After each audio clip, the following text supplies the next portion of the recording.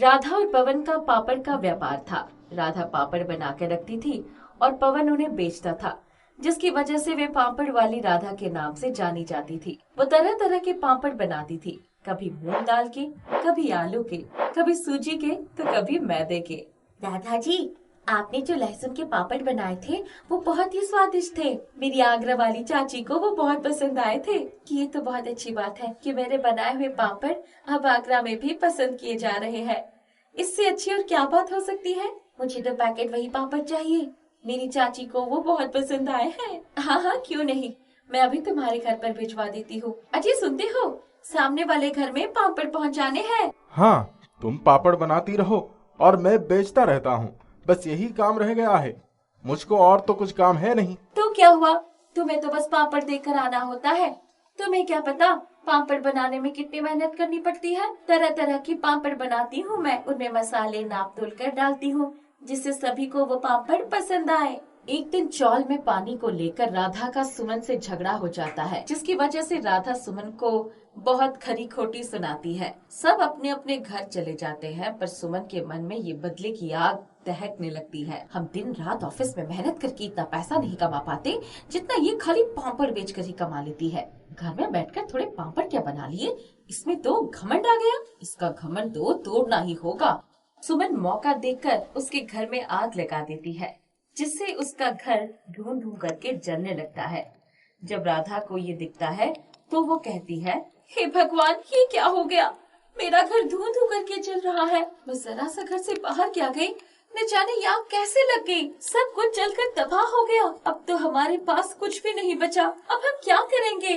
पूजा और पवन बहुत परेशान हो जाते हैं। वो अपने नसीब को कोस रहे होते हैं। फिर वो अंदर जाकर देखते हैं तो उन्हें एक कुकर मिलता है। ये तो मेरी माँ का कुकर है। इसमें माँ मुझे खिचड़ी बनाकर खिलाती थी। बहुत ही स्वादिष्ट खिचड़ी बनती थी।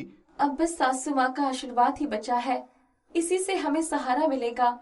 मैं बाजार दाल चावल लेने गई थी। ये दाल चावल ही अब हमारे पास बचे हैं। इन्हीं को मिलाकर मैं खिचड़ी बना लेती हूँ। कम से कम पेट तो भरेगा, फिर आगे की सोचेंगे क्या करना है। राधा खिचड़ी बनाकर तैयार करती है। तब तक रात हो गई होती है। वहाँ पर एक नौजवान आता है और राधा से कहता है, सुनिए, मुझे बहुत तेज भूख लगी है और सारे होटल भी बंद हो चुके हैं। मेरा भूख के मारे बहुत बुरा हाल है। क्या मुझे कुछ खाने को मिल सकता है? मैं यहाँ पर नया आया हूँ और किसी को जानता भी नहीं। आपको देखा तो सोचा आपसे ही मदद ले लेता हूँ। हमने तो खिचड़ी बनाई है, अगर आप चाहें तो इसे खा सकते हैं। हमारे लिए अतिथि भगवान के समान होते हैं। ये लो, आप खिचड़ी खा लो। अशोक जब खिचड़ी खाता है तो उसको वो बहुत स्वादिष्ट लगती है। वो और खिचड़ी मांगता है। हे भगवान, मैंने तो थोड़ी सी ही खिचड़ी बनाई थी। मेहमान को तो और खिचड़ी चाहिए। क्या करूं? समझ नहीं आ रहा। देखती हूँ कुकर में थोड़ी सी खिचड़ी बची हो तो। राधा जैसे ही कुकर में देखती है तो कुकर खिचड़ी से भरा हुआ होता है। उसे बहुत ही अचंभा होता है और वो पवन को सारी बात बताती है। ये मेरी माँ का कुकर है। बुरे वक्त में माँ हमारी सहायता कर रही है। ये कुकर जादुई है। मुझे लगता है कि इसमें कभी खिचड़ी खत्म ही नहीं होगी। माँ के आशीर्वाद से हम इसी से आगे बढ़ेंगे। बुरे वक्त में यही हमारे काम आएगा। पवन और राधा जितनी खिचड़ी उसमें से निकालते, वो कुकर फिर से उतना ही भर जाता। उधर अशोक को उनके हाथ की खिचड़ी इतनी पसंद आती है कि वो उसे बहुत सारे पैसे देकर कहता है, आपके हाथ की खिचड़ी इतनी अच्छी है कि मुझे अपने होटल के लिए स्पेशल डिश मिल गया है। मैं एक होटल का मैनेजर हूँ और अपने होटल के लिए स्पेशल डिश ढूंढ रहा था जो मुझे नहीं मिल रही थी। आपके हाथों में तो जादू है। क्या आप मेरे होटल के लिए काम करेंगे? दोनों ये बात सुनकर बहुत खुश होते हैं, परंतु वो एक होटल में काम करने के साथ साथ अपना एक अलग ठेला भी लगाते हैं, जिसमें वो खिचड़ी और पापड़ बेचते हैं। वो खिचड़ी और पापड़ जादुई बन जाते हैं, जिससे लोगों की बहुत मदद होती है। गरीब लोगों को वो मुफ्त में खिचड़ी और पापड़ खिलाते, जिससे गरीबों का पेट भरता है और उनके सारे रोग दूर हो जाते हैं। ये बात शहर में आग की तरह फैल जाती है। हमारी ये खिचड़ी पापड़ सासू माँ के आशीर्वाद से जादुई हो गया है। इससे सभी रोग दूर होते हैं। ये हमारे लिए कितने गर्व की बात है कि हमारे वजह से लोग अपनी परेशानी से मुक्त हो रहे हैं। हाँ राधा, इसीलिए तो मैं काम के साथ साथ लोगों की सेवा भी करता रहता हूँ। राधा और पवन उस खिचड़ी पापड़ की वजह से बहुत प्रसिद्ध हो गए थे और अमीर भी होते जा रहे थे। ये बात सुमन को पसंद नहीं आ रही थी।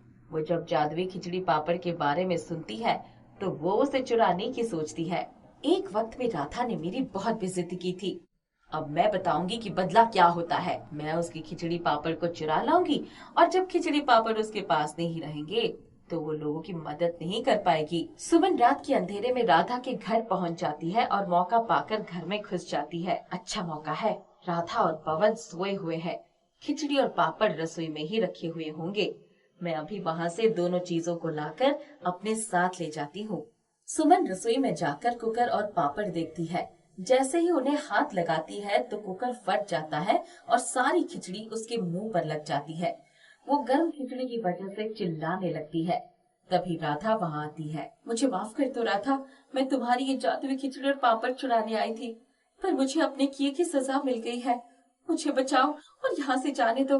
मैं आज से इस तरफ मुंह करके भी नहीं सोऊंगी। सुमन वहाँ से भाग जाती है और वहीं दूसरी ओर राधा पवन लोगों की मदद करते हुए अपना जीवन यापन करते रहते हैं।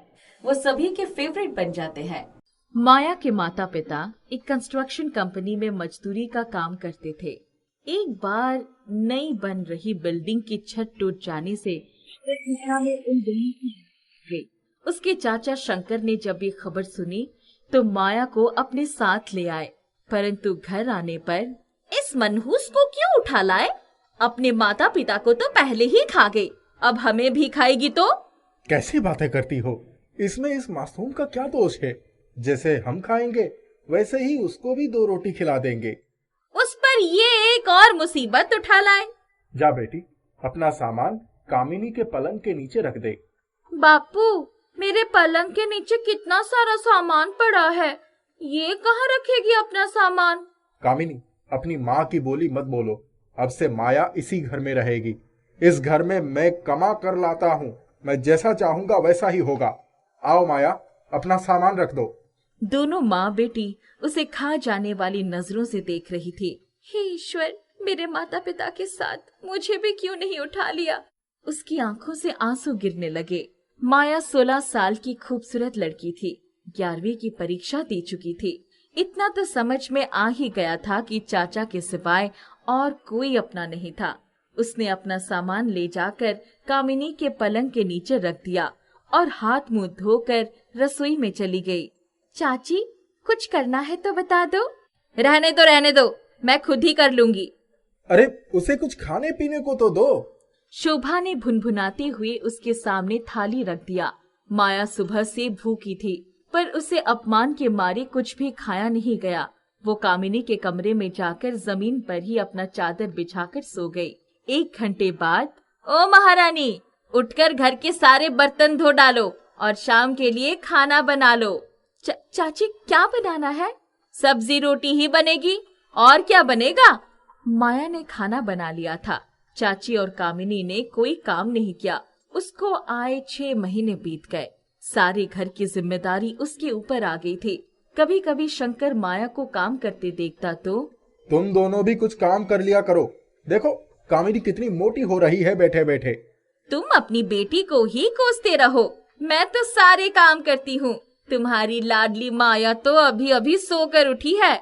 माया सब सुनती पर कुछ ना बोल पाती। एक दिन चाची ने उसे पानी मांगा।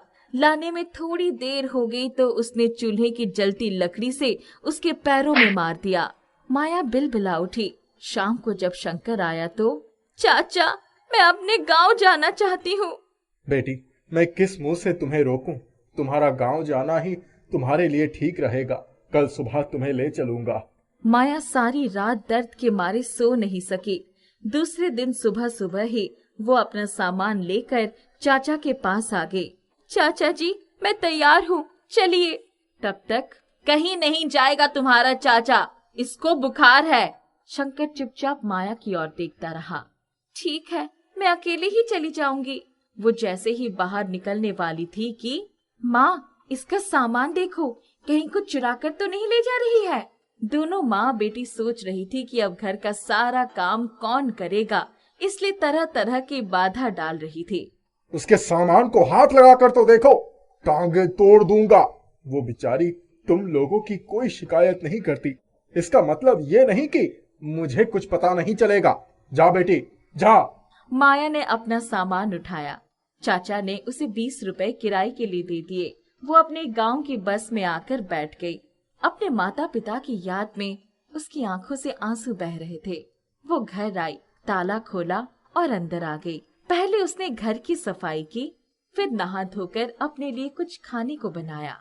माता पिता थे तो कभी सोचा ही नहीं कि ऐसी मुसीबतों का सामना भी करना पड़ेगा।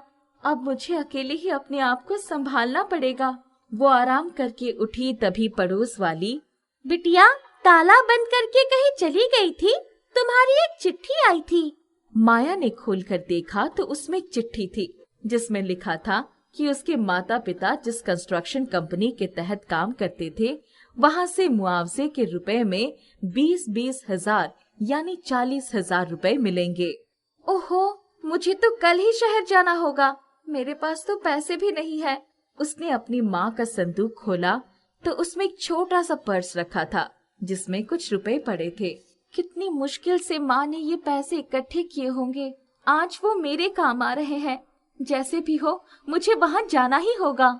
उसने पर्स से सारे पैसे निकाल लिए और दूसरे दिन शहर चली गई। कंस्ट्रक्शन कंपनी के मालिक से मिलने के लिए उसे 6 घंटे लाइन में लगे रहना पड़ा, लेकिन अंत में उसने उसे 20-20 हजार के 2 चेक दे दिए। माया, तुम पढ़ी लिखी हो, चाहो तो हमारी कंपनी में क्लर्क का काम शुरू कर सकती हो।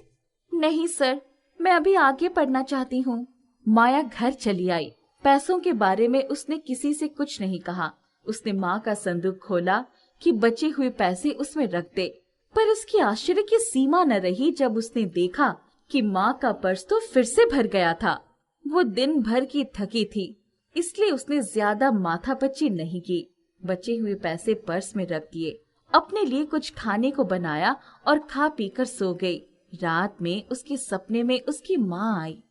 माया, मेरी पर्स में रखे हुए पैसे कभी खत्म नहीं होंगे। जो चेक तुझे मिला है वो बैंक में जमा कर दे। जब तू बहुत छोटी थी तब से मैंने ये सारे पैसे तेरे लिए इकट्ठा किए हैं। माँ, तुम लोग मुझे छोड़कर क्यों चले गए? तुम्हारे बिना ये पैसे मेरे किस काम के नहीं है।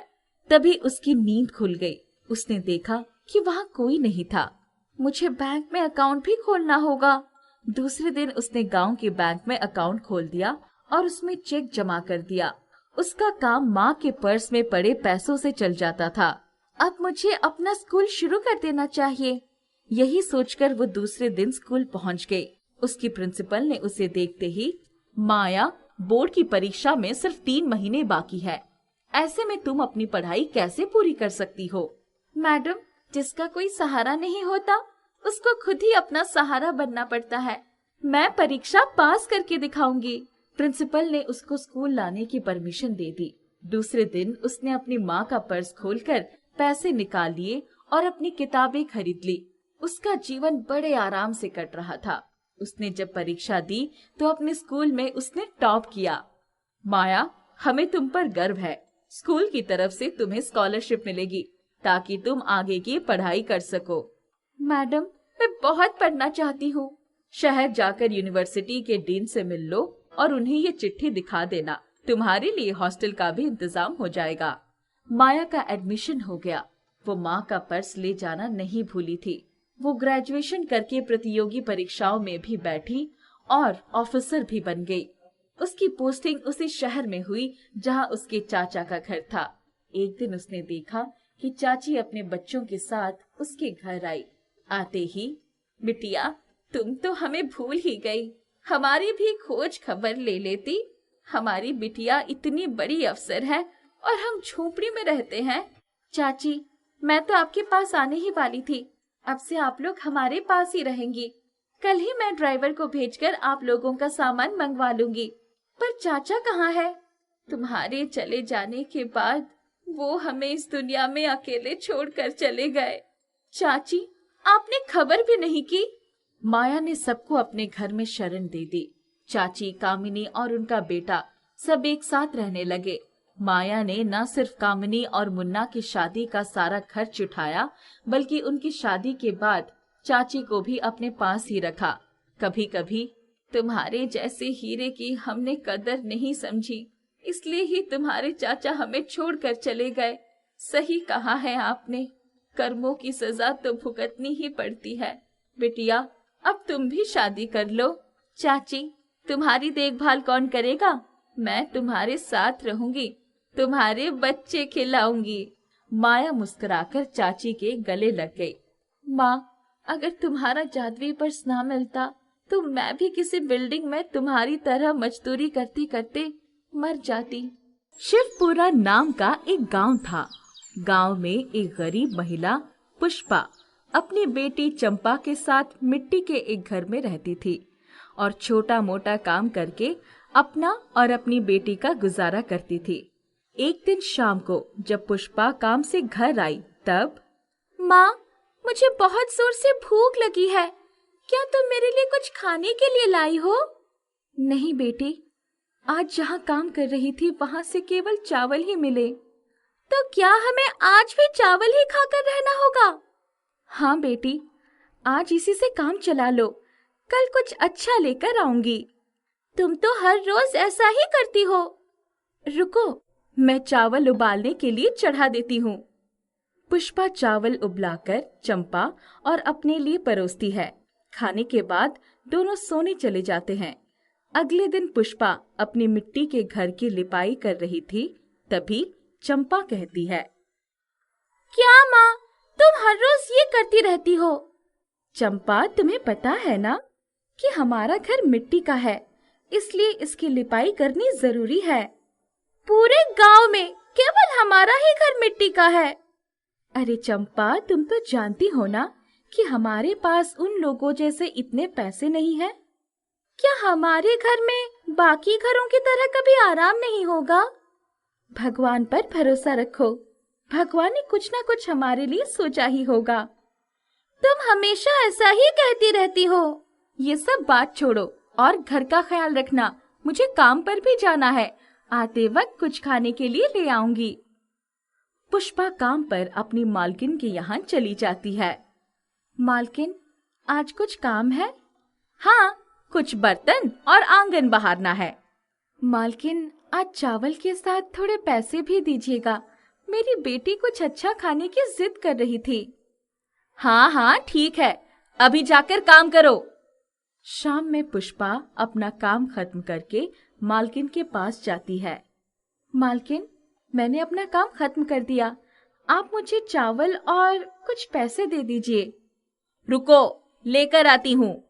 मालकिन अंदर से चावल और कुछ पैसे लेकर आती है और पुष्पा को देती है। इस पर पुष्पा बोलती है, मालकिन, ये तो बहुत ही कम पैसे हैं, इसमें तो मैं कुछ भी नहीं ले पाऊंगी। जो है यही है, लेना है तो ले, नहीं तो चली जाओ। ठीक है मालकिन, मैं जाती हूँ। पुष्पा मालकिन के यहाँ से निकल जाती है और हलवाई की दुकान पर जाती है। अरे भाई, इतने रुपए में कुछ आएगा क्या? हाँ, एक समोसा आ जाएगा। बस एक ही? खैर छोड़ो, दे दो, बेटी के लिए ले जाऊंगी। हलवाई पुष्पा को एक समोसा दे देता है और पुष्पा उसे लेकर घर चली जाती है और घर पहुंचकर बोलती है, चंपा, ये लो, मैं तुम्हारे लिए समोसा लाई हूँ। बस एक ही समोसा? चलो कुछ तो है, बाकी दिन तो ये भी नहीं मिलता। चंपा समोसा खाते हुए, माँ, तुम अपने लिए नहीं लाई? मालकिन ने इतने ही पैसे दिए थे, तुम चिंता मत करो, मैं किसी और दिन खा लूंगी। रुको, मैं चावल चढ़ाती हूँ। दोनों माँ बेटी चावल खाकर सोने चले जाते हैं। अगले दिन सुबह पुष्पा घर के बाहर आती है, तभी उसे घर के बाहर एक अंगूठी मिलती है। अंगूठी उठाकर पुष्पा कहती है, ये किसकी अंगूठी है? शायद किसी की गिर गई होगी, हो सकता है खोजने आए, मैं इसे संभाल कर रख देती हूँ।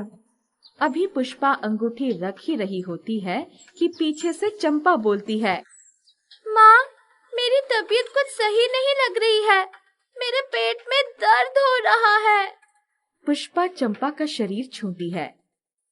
अरे, तुम्हें तो बहुत बुखार है, लगता है कल का समोसा अच्छा नहीं था, लगता है उसी के कारण ऐसा हुआ है। तुम लेट जाओ, मैं तुम्हें अभी ठंडी पट्टी कर देती हूँ और काढ़ा बनाकर लाती हूँ। ठीक है। पुष्पा चंपा की पट्टी करती है और फिर उसे काढ़ा बनाकर देती है। तुम आराम करो, मुझे काम पर जाना है। शाम तक तुम्हारी तबीयत में सुधार आ जाना चाहिए। पुष्पा अपने काम पर जाती है और दिन भर काम कर शाम को जब घर लौटती है तो देखती है कि चंपा की हालत में कुछ सुधार नहीं हुआ है। पुष्पा चंपा से पूछती है, तुम्हारी तबीयत में कुछ भी सुधार नहीं हुआ? क्या तुमने अच्छे से ही आराम किया या इधर उधर घूम रही थी? नहीं माँ, कहीं नहीं गई थी। पेट का दर्द तो कम हुआ है, पर बाकी सब चीज वैसी की वैसी ही है। रुको, मैं गांव के वैद्य जी को बुला कर लाती हूँ। पुष्पा वैद्य जी को बुलाने चली जाती है और उन्हें बुला कर लाती है। वैद्य जी चंपा को देखने के बाद बोलते हैं, मैं इसे अपनी जड़ी बूटी की गोली देता हूँ।